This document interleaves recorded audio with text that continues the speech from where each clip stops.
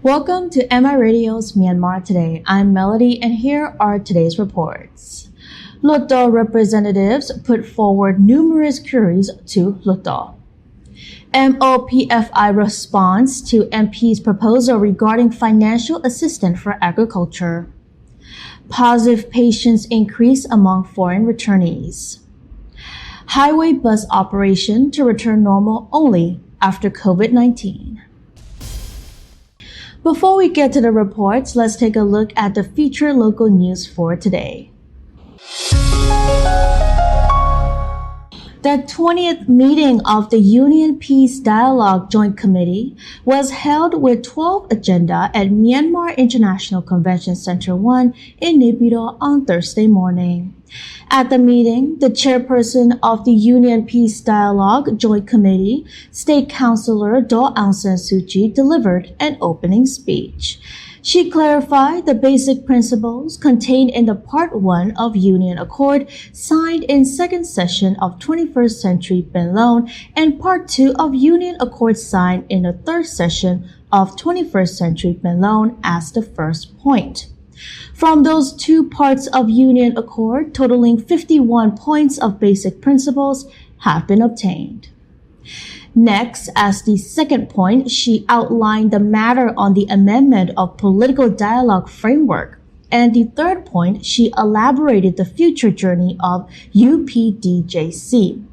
Afterward, the Part 3 of Union Accord in the fourth session of Union Peace Conference 21st Century Ben Lone, including Framework Agreement on the Implementation of NCA, Post-2020 Period Working Processes in Stages and Implementations in Stages, Agreement of Guiding Basic Principles on the Building of the Union based on Democracy and Federal System, Agenda for third day of the session, and the assignment of tasks and persons who will sign the agreement and witness persons were discussed and approved.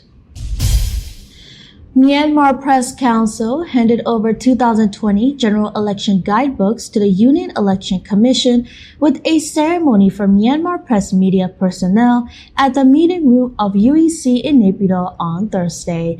Present on the occasion were the Chairman of Union Election Commission, Hluttaw, and Chairman of Myanmar Press Council, Hantawari Ong Jain.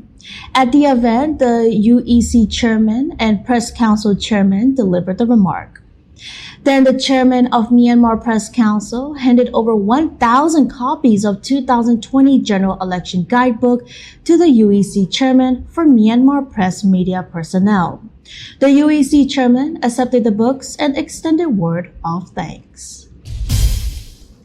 Myanmar won the second prize at the Global Dance UCC contest that was held in the Republic of Korea.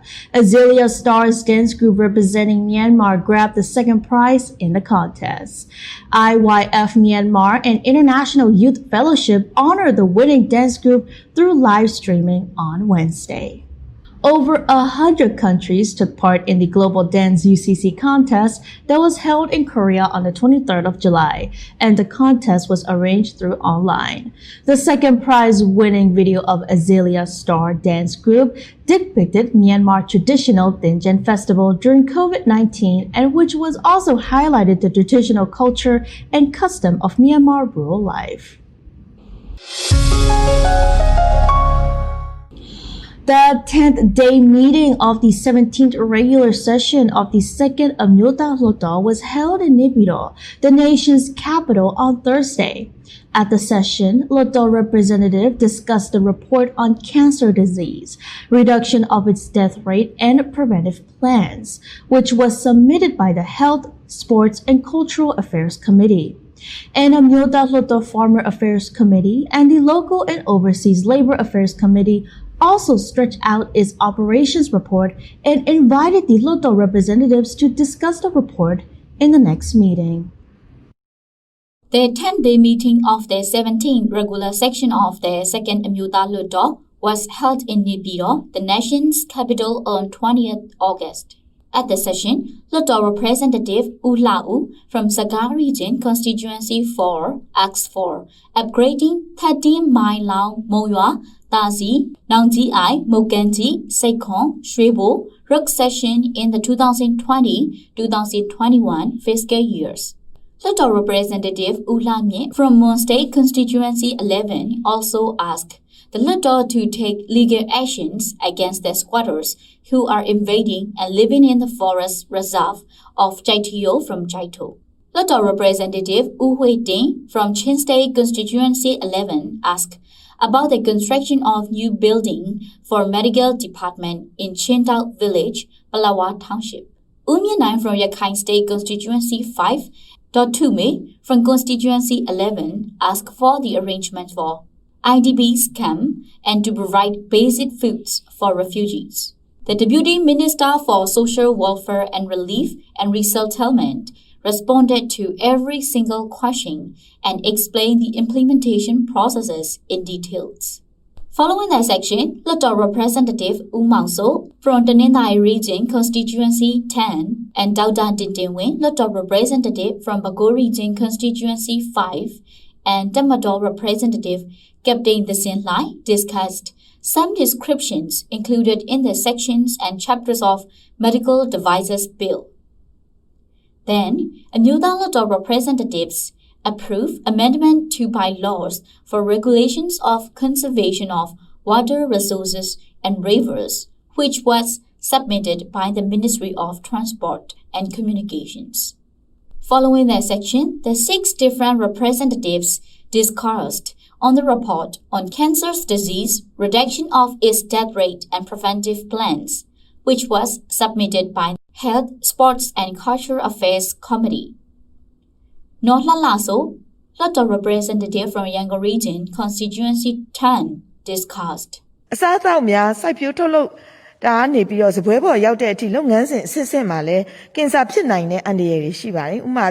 The production stage of food from farm to table should be examined and restricted by the respective departments such as FDA for quality control, so the Health, Sports and Cultural Affairs Committee should cooperate with them while processing the report.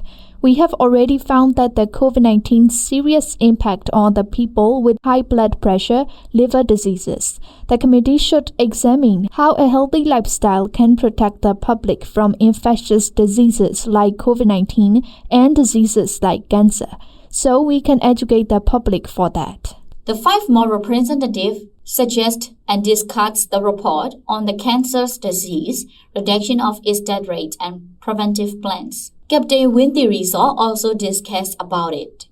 The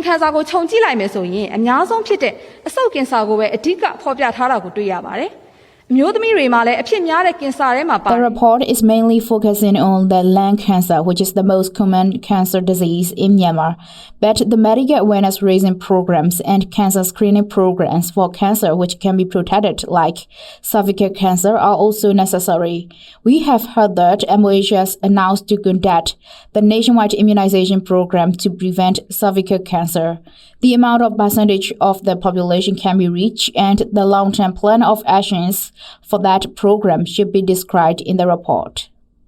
Following that section, the report on the cancer disease, reduction of its death rate and preventive plans, which was submitted by Health and Sports Cultural Affairs Committee, was approved by Hluttaw. Member of Amyotha Hluttaw Farmer Affairs Committee, U Tan Lwin So, submitted and explained its operation report to Hluttaw and invited to discuss on the performance report of Farmer Affairs Committee.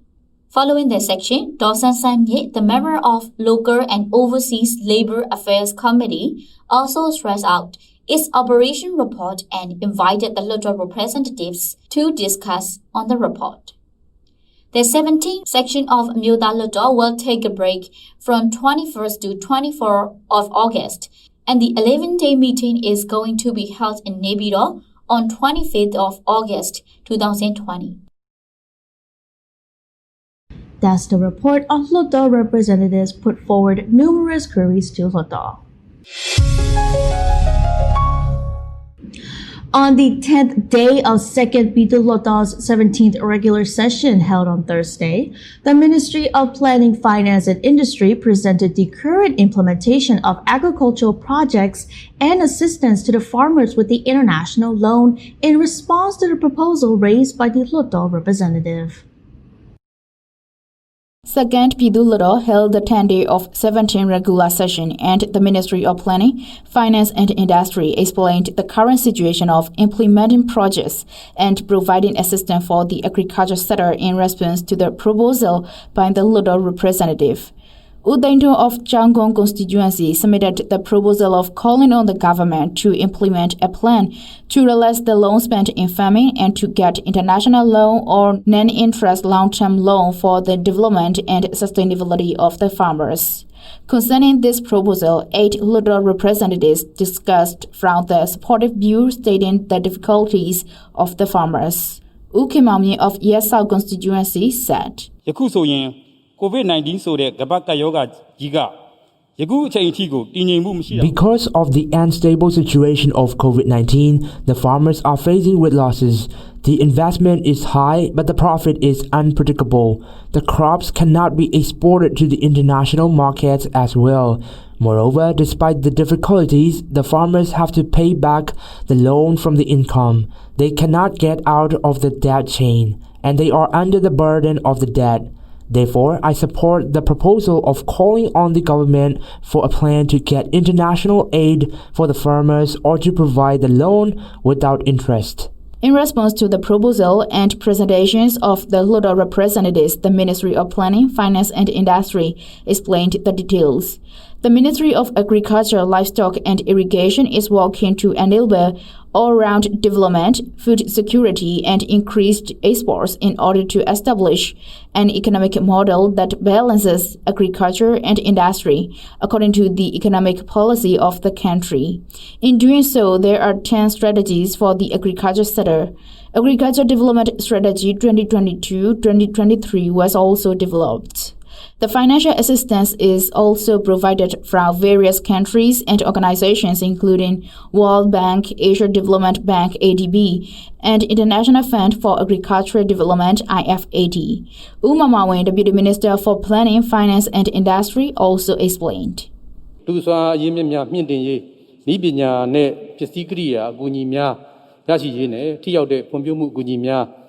We consume the international financial assistance to reinforce human resources, to support the farmers with advanced technology and machineries, and to implement the effective development. We are also distributing seeds and fertilizer and providing trainings. As the brief of the loan, $300 million was provided by China Exim Bank, 13.135 billion yen from JICA two-step loan, $22 million from Korea International Cooperation Agency, $18.72 million from IFAD, and $564.2 million from World Bank. Although all the international loans are not directly borrowed to the farmers, we are using the loan in respective projects. Moreover, Myanmar Farmers Development Bank is undergoing upgrade. Another COVID-19 Economic Relief Plan CERP, it is allowed to utilize 92 billion JPY for agriculture and livestock sector. As part of the action plans of CERP, it is mentioned to support the farmers, small agri-processors, seed farmers, and agri-businesses for planting and income retention. As the Ministry of Planning, Finance and Industry and the Ministry of Agriculture, Livestock and Irrigation are getting the international loans and are also paying back within specific time frame, and as it is still not legally possible to release all the previous loans for the family, Hluttaw is requested only to record the proposal. With the majority of the Hluttaw representatives opposing the proposal, the Hluttaw did not approve it, but it has been only recorded. That's the report on MoPFI response to MP's proposal regarding financial assistance for agriculture. People started being careless in the previous weeks when there were only reported cases from foreign returnees, and the restrictions have been eased to some degree. But people have become aware of the possible second wave infection as soon as the locally transmitted case has been found. The people have started staying careless since previous weeks as there are only reported cases from foreign returnees and the restrictions have been eased to some degree. But the people have become aware of the possible second wave infection as soon as the locally transmitted case has been found. There are ongoing restrictions in some wards of Hluttaw, Rakhine State to prevent the spread of the virus. Dr. Tanaiso, Director of Health Knowledge Promotion Division from Ministry of Health and Sports, told MI Radio about Yangon's situation. He said, We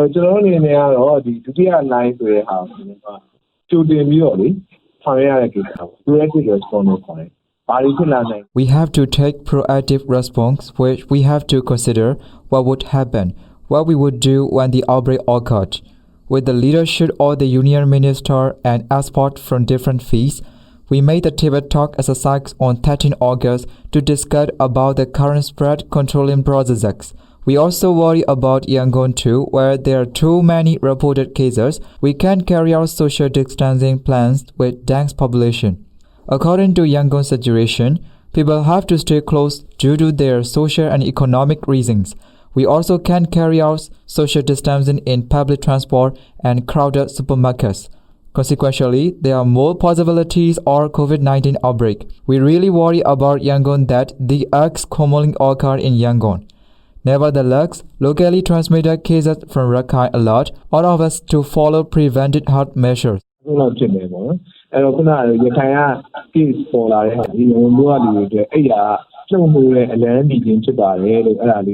The local transmission has started back again since 16th of August with a patient from Rakhine State and many more reported cases from foreign returnees are also increasing.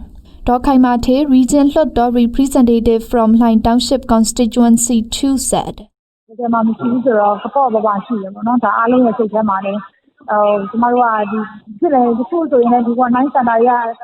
People are staying careless because the reported cases are only from the foreign returnees who are put into quarantine. The case 375 is like an alarm for careless residents. We raise awareness to the people through both online and offline transactions. We need to follow the guidelines the way we did when the very first COVID-19 occurred. We need to avoid crowds and follow social distancing plans. In my opinion, just because of the management of the foreign returnees, we can handle this situation better than other countries. Also, volunteers who work at the quarantine centers should strictly follow the guidelines not to spread the virus locally. As more than half of the reported cases are asymptomatic patients, people shouldn't miss to follow the health guidelines because there might be silent carriers. The government is carrying out the necessary guidelines to control the spread of the disease.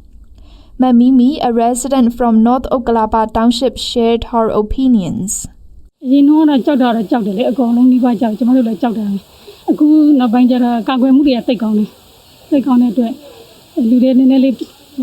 I was worried a lot about the virus at first, and everyone would do it. But now, people have started to stay careless with the best measures of preventive health guidelines. I would like to suggest everyone to wash hands and their personal hygiene. Comparing with other countries, Myanmar has better management in controlling the virus. People also follow the guidelines issued by the government. There are altogether 409 reported cases and 6 deaths, according to the data released from the Ministry of Health and Sports as of 8 a.m. on 20th August. All around the world, the global pandemic has affected over 22 million and 790,000 had died from this disease, according to the Worldometer Coronavirus Resource Center. That's the report on positive patients increase among foreign returnees. The government relaxed the restrictions as to the COVID-19 step by step, so the number of travelers are increasing slowly by slowly. But the travel of the passengers has not returned to normal. A source from Yangon Region Transport Authority, the highway bus operation will return to normal only after the COVID-19 outbreak has completely disappeared. Centering in Yangon region, highway bus operation is being provided to 104 towns in regions and states in Myanmar during August. The highway bus operation will return to normal only after the COVID-19 outbreak has completely disappeared, said a source from Yangon Region Transport Authority (YRTA). As the prevention and control of the COVID-19 is the first priority during the outbreak of the virus, the respective governments from regions and states restricted arrival and departure schedules of highway buses along with curfews. Yangon region did not suspend the highway bus lines and there were no travelers as well. The highway bus lines had to be stopped soon after the first COVID-19 cases had been found. However, according to the low rate of the virus in the places across the country, prevention and control measures against the virus have to be relaxed to some degree. The government relaxed the restrictions as to the COVID-19 step by step, and so the number of travelers is increasing slowly by slowly. But the travel of the passengers has not returned to normal. Joint Secretary of the YRTA, Hluttaw, explained the situations of the highway bus lines based in Yangon region. COVID-19 yoga kawe tinchu yene pate biyo obido dua sesat. In the highway bus sector, there are instructions on prevention and control concerning the virus. The highway bus system means it starts leaving Yangon to Mandalay or Kayin State or all parts of the country. So they have to follow the health guidelines for COVID-19 issued by the government. We also know that all of the bus lines have been suspended for the whole month of April. Starting from May, we have to move and walk a bit and a bit. Eventually, we can start with the 7,000 passengers, 700 buses, and 207 bus lines in the highway bus sectors. And the bus lines can be raised up to 240 with 865 buses and over 10,000 passengers in a day in July. In August, there are about 247 bus lines, 1,192 buses, and more than 11,000 passengers per day according to our data. At the present time, our highway buses can run again to 104 cities in the regions and states all over Myanmar, including Yangon.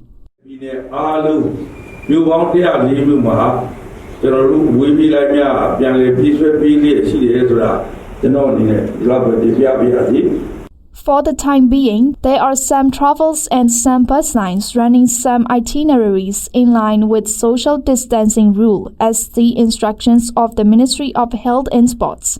According to social distancing instruction, there are at least 15 passengers to almost 20 passengers per bus. Dr. Shui Sen-un, the owner of Shui Sen Bus Ticket Service, said.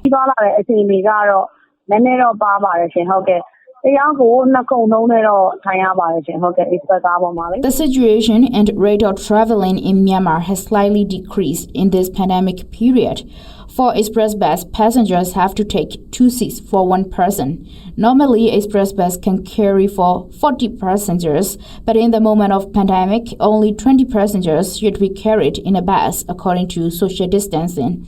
We are running our businesses as per governmental instructions.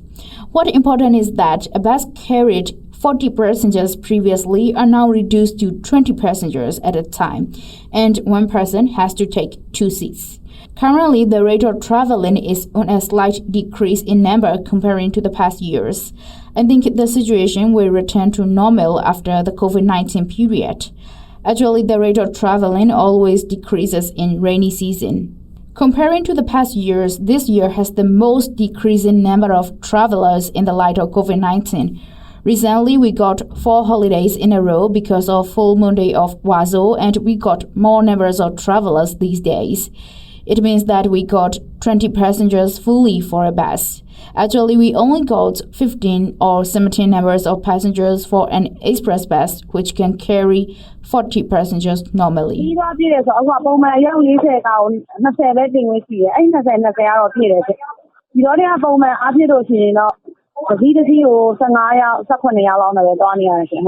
In this August, according to the statistics collected by YRTA, there are 247 bus lines with 1,192 buses and more than 10,000 passengers in a day.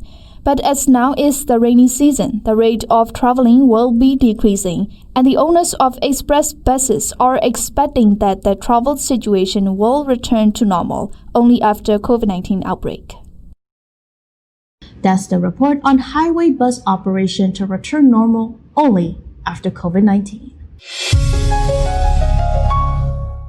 Chinese President Xi Jinping has told the People's Liberation Army and other armed forces to keep up their efforts to help areas hit by floods. President Xi is visiting eastern province of Anhui, where he heard the military reports on disaster relief.